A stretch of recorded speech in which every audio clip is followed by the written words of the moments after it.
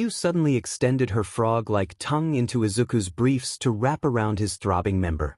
Izuku gasped in shock before 𝐬𝐸's tongue started to slide his phallus. As for 𝐒𝐴𝐻𝐴, she started to touch and slide his upper body and face the same way he had done to both her and 𝐬𝐸. The soft pads on her fingertips made her touches even more pleasurable to feel. Overwhelmed by the unexpected tag team, Izuku closed his eyes shut to stop himself from ejaculating prematurely. Emboldened and turned on by his response, 𝐬𝐸 pulled down his wet briefs to fully expose his tongue-wrapped PP and then swallowed the whole thing into her mouth. Izuku's whole body jolted as he could not only feel her tongue still coiling round his PP but also feel the back of her throat as she sucked onto it. 𝗧𝗏 was also amazed as 𝐬𝐸 easily took in his PP while coiling it with her long tongue at the same time thanks to her frog-like physiology. Determined to not only make Izuku feel good but also not lose out to 𝐬𝐸, 𝗧𝗏 hugged him in such a way that his face was buried into her melons and said, "Why you can 𝐂𝐴𝐻𝐴 my melons, Deku." Izuku did not need further encouragement as he stared to kiss, suckle, lick and even nibble on one of 𝗧𝗏's erect nipples. Not expected such pleasure, 𝗧𝗏 gasped and held onto Izuku to steady herself as well as pull him deeper into her embrace. She bit her lower lip as she tried to stop herself from 𝗵𝗵 too loudly in pleasure. Before long, Izuku climaxed and filled 𝐬𝐸's mouth and throat with his seed. Instead of gulping it in or spitting it put, 𝐬𝐸 held it in her mouth and then reached out to kiss 𝗧𝗏. Knowing what was to come, 𝗧𝗏 eagerly accepted the kiss as her tongue tried to wrestle with 𝐬𝐸's undeniably superior tongue and swallowed Izuku's 𝐎𝐻𝐽𝐾.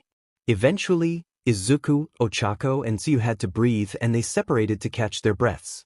The two girls then noticed that Izuku's PP was still irked, which caused 𝗧𝗏 to ask, "Just how much stamina does your boy here have?" "Honestly, I don't really know," admitted Izuku, who then noticed something was off and asked, "Say, 𝗧𝗏-chan, is it just me or is there a leak in your room?" Both 𝗧𝗏 and 𝐬𝐸 turned their attention towards where Izuku was looking at and realized that there were a few drops of liquid on the floor of a vacant spot in 𝗧𝗏's room. Then, 𝗬𝗵𝗲 mentally asked Izuku, 𝗧𝗏 and 𝐬𝐸, "Don't you three have an invisible classmate?" Realization struck all three of them like thunderbolts as Izuku and 𝗧𝗏 yelled in unison, 𝐒𝐩𝐢𝐵 𝗔𝗂𝗏. Suddenly, a certain invisible girl named 𝗬𝗲 sped past the stunned trio, opened the door and ran away from them as quickly as she could while apologizing, "Sorry, couldn't resist." Had the gaping trio paid attention, they would have noticed a trail of spots which were actually 𝗬𝗲's vaginal fluids as she ran into Mina's room to hide and tell the pink girl the juicy details. After an awkward moment of silently staring at the open door, Izuku asked, "So do you guys want to continue or call it a night? Considering that 𝗬𝗲-chan has pretty much ruined the mood and we should avoid making ourselves tired and sore tomorrow morning, calling it a night sound like a good idea right now," said 𝗬𝗲. Ochako sighed in disappointment and said, "Might as well."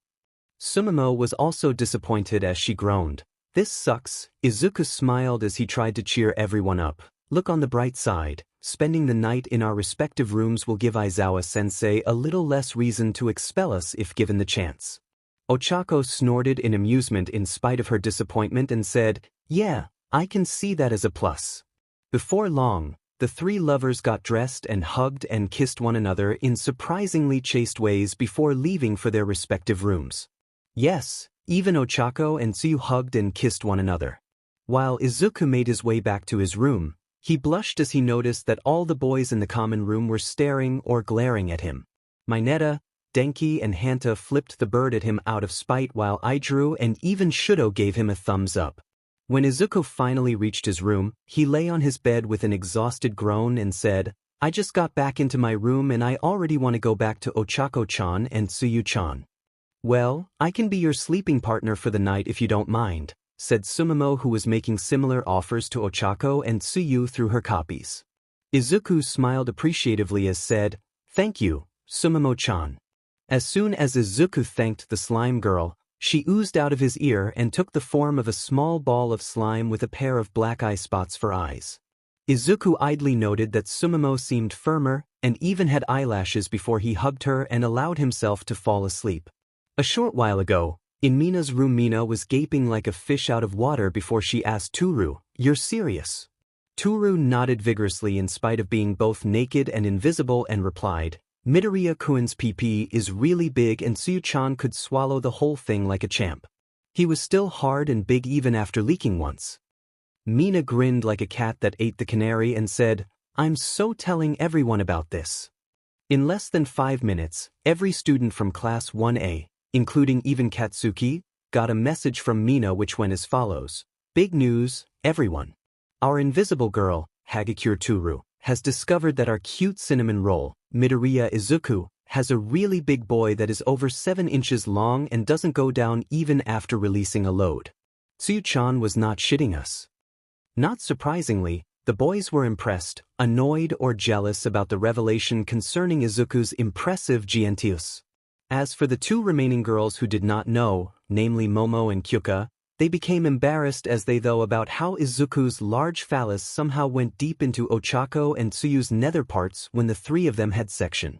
It was only a matter of time before news of Izuku's impressive members spread around the school. Boku no Hero Academia. Izuku's 𝐒𝐻𝗵𝗲 Academia disclaimer.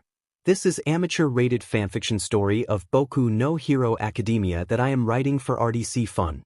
Needless to say, this story is AU. The characters may seem OOC to some and there will be smutty lemons.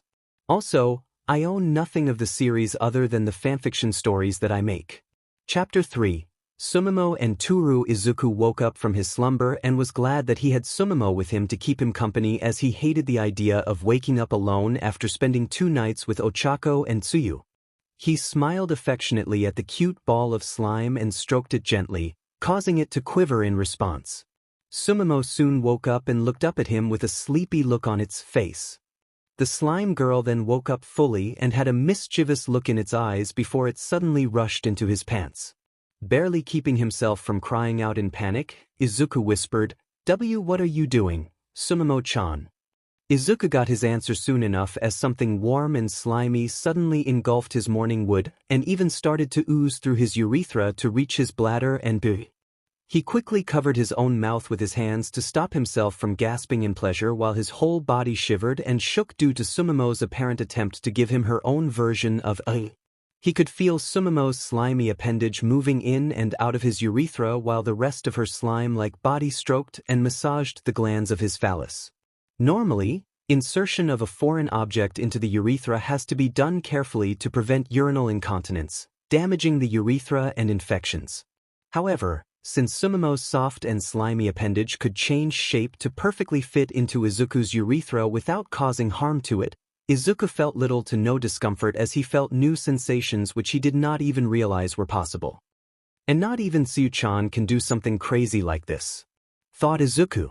As for 𝗬𝗵𝗲, due to being comfortable with being her true slime girl self with not only Izuku but also Ochako and Tsuyu, She was perfectly happy to make use of her increased physical and mental freedom to pleasure all three of them in her own way.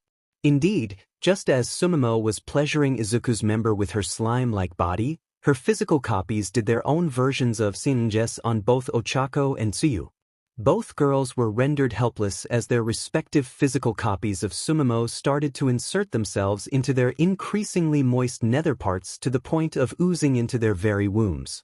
𝗧𝗏𝗏 and 𝗬𝗏's SXL pleasure only grew as 𝗬𝗵𝗲 started to slide and massage their irked clitorises and even insert narrow slimy probes into their urethras to 𝗧𝗏𝗏 them.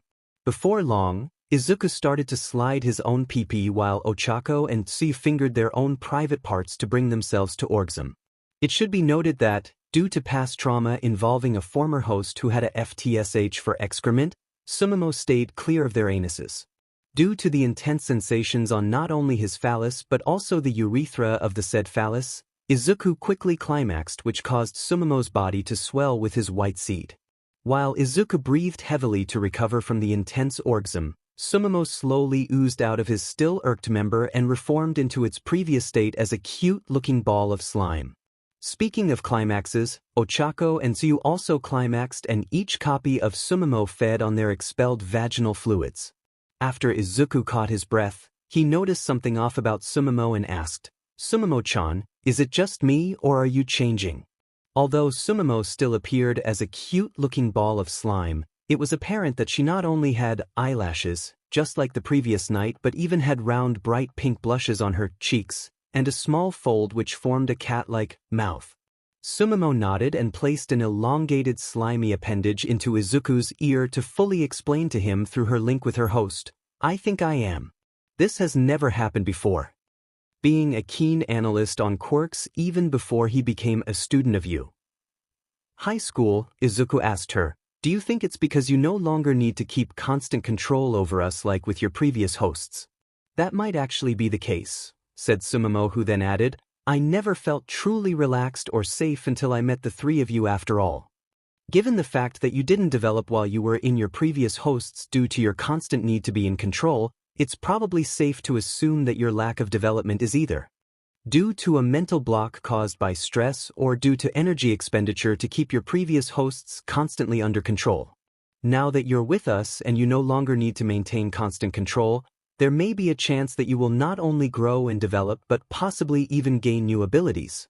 Some possible abilities that you might gain as a result may include shape-shifting while outside of your host, the ability to form a biological armor to protect your own host, the ability to alter your host's body to better suit your needs, or even, whoa there, Izuku. Slow down a bit, exclaimed 𝗬𝗵𝗲, who then said, let's not get ahead of ourselves here. Sure, I might be changing a bit, but that's no reason to assume that I'll change even more in the future or regain your original body, asked Izuku. 𝗬𝗵𝗲 nodded with a troubled expression on her face.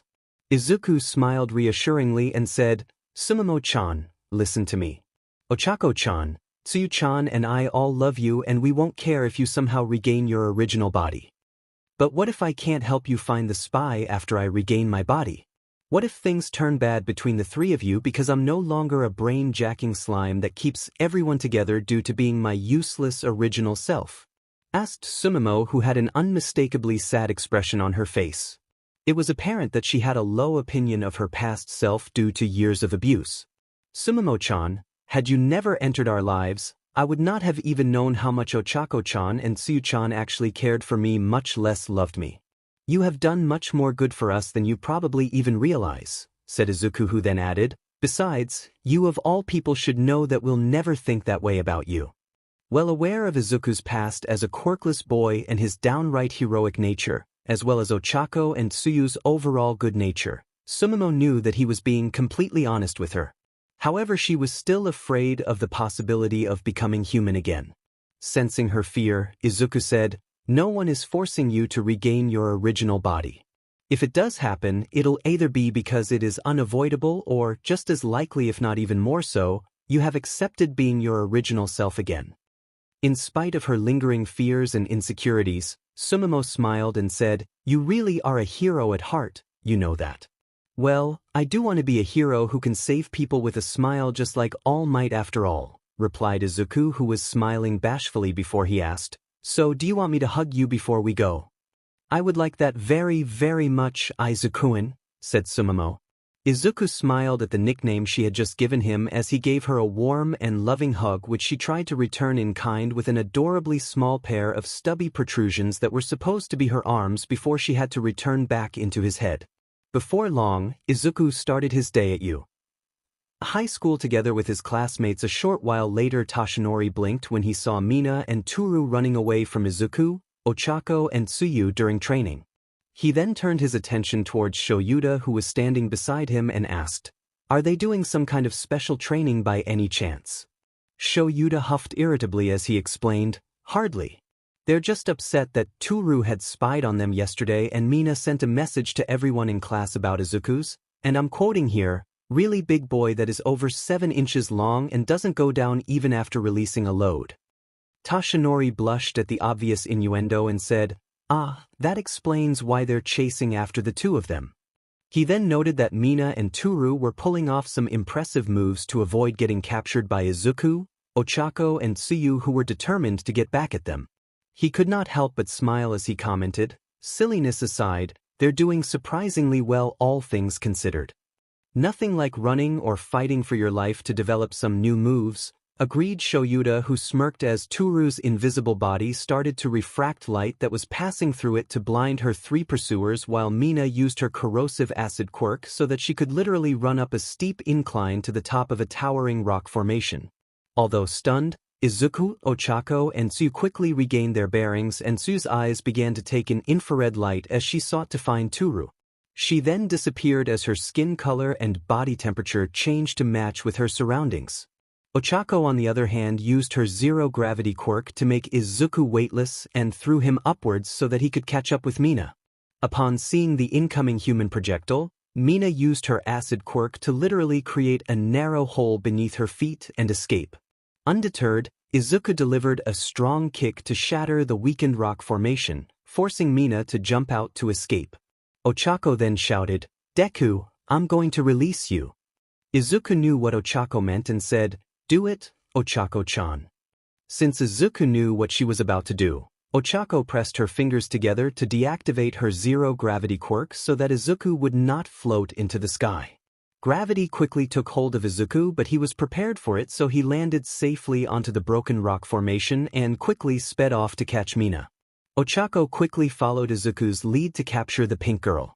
Realizing that she was about to be captured, and determined to avoid retribution from Ochako and Izuku, Mina created a veil of acid to both distract them and block their line of sight. To counter Mina's defense, Izuku leapt over the veil and quickly tried to grab her to stop her escape. In his attempt to grab Mina, he accidentally tore her skin-tight bodysuit, thereby exposing her naked lower half for all to see. His keen observational skills made him realize that Mina had a rather nice bottom, which was probably due to being both a dancer and a hero in training. A moment of awkward silence passed before Mina blushed and screamed at the top of her lungs while hiding her naked girly bits. Izuku immediately prostrated before Mina and apologized. I'm so sorry for ripping your suit, Ashido-san." Shoyuta sighed at the ridiculous turn of events and then said, "Ashido, you're excused to leave and get yourself properly dressed. Uraraka, go with her to make sure she gets changed unmolested. As for you, Midoriya, I know that this mess is an accident, but do let go of that ripped piece of bodysuit and get back to training." All 3 students quickly followed Shuta's instructions, and Izuku handed the ripped piece of bodysuit to Ochako, who followed Mina to the changing room. Mina was blushing with tears welled up in her eyes as she thought, "He's the first boy to ever see my naked butt and girly bits up close." In the girls' changing room, both Ochako and Mina were in the girls' changing room when Ochako placed her arms akimbo and said, "This wouldn't have happened if you hadn't decided to tell everyone in class about Deku's boy bits, you know." Mina pouted at Ochako and argued, "You of all people should know that I love hearing romantic stories. How can I not be curious about what you 3 are doing, especially after you had SEC right above my room?" "And what does that have to do with telling everyone in class?" asked Ochako, who was still frowning at the acidic girl while also sporting a blush, as she could not refute the fact that she and Tsuyu had SEC with Izuku directly above Mina's room. Mina had the decency to be sheepish as she answered, "Oh, I'll admit that I probably should have kept it to just the girls in our class, but the only girls who did not know at the time were Jiryu-chan and Yamamoe. Besides, even Todoroki-kun seemed curious about Izuku." Ochako raised an eyebrow and asked, "Seriously?"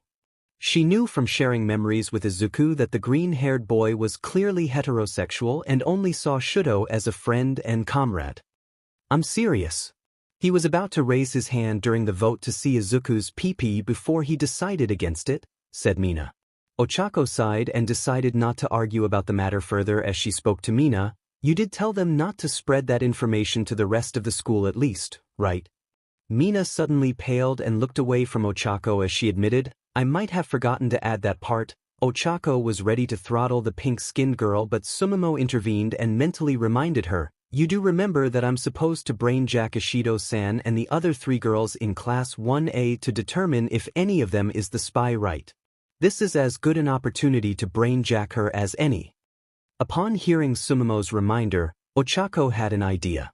An almost villainous smirk formed on her face as she got closer to Mina and said, "Say, Mina-chan, you wanted to know how Deku, Tsuyu-chan and I got together, right?" "Why yes, I do want to know," replied Mina, who did not like the look in Ochako's eyes and nervously backed away from her.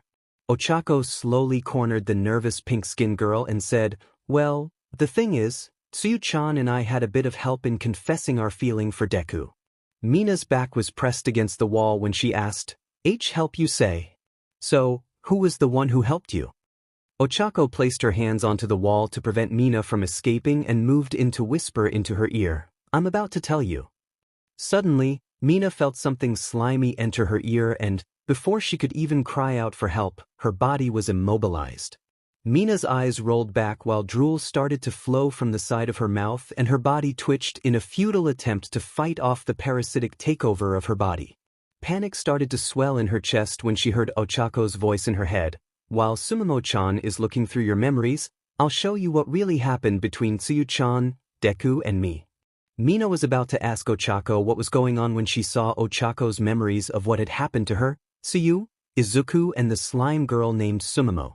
Although there were parts that were left out, including most of 𝗏𝗏𝗲 and Izuku's backstories, details on One for All and Ochako's SXL experiences with Izuku, Tsuyu and 𝗏𝗏𝗲, Mina saw more than enough to realize that she was in no real danger from the brain-jacking ex-villainess. By the time 𝗏𝗏𝗲 had finished looking through Mina's memories and verified that she was not a villainous spy or even a sleeper agent, she was calm enough to not totally flip the heck out when she regained control over her own body in spite of having 𝗏𝗏𝗲's copy in her own head. "Wow, this situation feels like the kind of crazy story a corny bugger would cook up to fulfill his SXL fantasies," said Mina. Ochako could not help but chuckle in agreement and said, "Well, it can't be any worse than the kind of sleazy pawn Mineta's bound to have in his collection." "Oh, I won't doubt that," said Mina, who then added, "So, how do you plan to get the others?" Surprised by Mina's inquiry, Ochako raised an eyebrow and asked, "You do realize that we're essentially going to let 𝗏𝗏𝗲-chan brainjack the others in our class, the girls' Class 1B and possibly even other people like Midnight Sensei, right?" Mina shrugged and said, "Look, if this crazy HRM plan works, we'll be able to stop the League of Villains from attacking us again like back at summer camp. Besides, this is Nezu-sensei's plan, so it has to have a pretty good chance of being a success." "And you're not against the idea of being a member of Deku's HRM?" asked Ochako. "Well, I'll have to get to know him more to really decide if I want to be in his HRM. Besides, I don't have a boyfriend at the moment and I'm pretty sure that Toru-chan, Jiryu-chan and Yamamoe are still single too," explained Mina. Recalling the girls' discussion on boyfriends back at summer camp, Ochako had to admit that Mina was not wrong. Nevertheless, Ochako had to ask her, "But what about Kirishima-kun? He's known you since middle school after all." Indeed, as Ochako recalled from previous conversations with Mina, the pink-skinned girl and Ijuru had actually known each other since middle school. Mina smiled and admitted, "We certainly have known each other since middle school, but that's exactly the reason why I know that he's not interested in being my boyfriend. He wants to be a great hero who never has any regrets, and I doubt he'll even think about dating until he achieves that dream." Ochako frowned and asked, Deku wants to be a great hero too, but that didn't stop him from developing feelings for me even before 𝗬𝗵𝗲 came into the picture. True, but I get the feeling that he's more into bromance rather than romance. Also, while he's undoubtedly a good friend and fellow hero in training, he's not really my type as a boyfriend, explained Mina. Deciding to trust Mina's judgment, especially since 𝗬𝗵𝗲 had said nothing to contradict her claims even after looking through her memories, Ochako said, "Well, if you say so, I suppose you can be a part of the ℔. Just know that you don't have to join us immediately and you can even back out of it if you want. Trust me, there'll no turning back or backing out once you look into Deku's memories." Mina nodded and said, "I'll keep that in mind, Ochako-chan." Later that day, Izuku had just finished his training and was walking towards the support department workshop to find out if Mei had made any progress on the requested support items. As he made his way to the workshop, he heard another loud explosion and sighed as he understandably assumed that one of Mei's experimental support items had blown up again. In spite of his exasperation, Izuku quickened his pace to reach the workshop, which was clearly smoking. He could also hear the exasperated yelling of a short and skinny man with spiky ginger and dull blue eyes hair named 𝗵𝗲 𝗵𝗃. Also known as the pro-hero power loader, Higuri was yelling at Mei for creating yet another insane invention that had exploded. Izuku hesitantly asked the irate teacher, "Excuse me, power loader sensei. Is now a bad time for me to be here?" Noticing the boy, Higuri replied, "That depends on whether you're here for business or for socializing." Well aware that Higuri was in no mood to put up with anyone interrupting him to socialize with the apparently unrepentant Mei, Izuku quickly answered, "I'm here for business with Mei, my friends, and I requested her to make some support items for us." "Friends as in girlfriends?" asked Higuri. Surprised, Izuku blushed and asked, "Excuse me." Higuri took out his smartphone and said, "There's no point in hiding it, Midoriya." He then showed Izuku a message as he added, "Even as we speak, news of your girlfriends and your impressive genitalia are making the rounds in the entire school to the point that even the teachers got word of it as spam." Izuku made a comically high-pitched noise which sounded similar to a cat which was receiving a colonoscopy as he read the message that stated, "Big news, everyone. Thanks to certain sources from our insiders in Class 1, we now know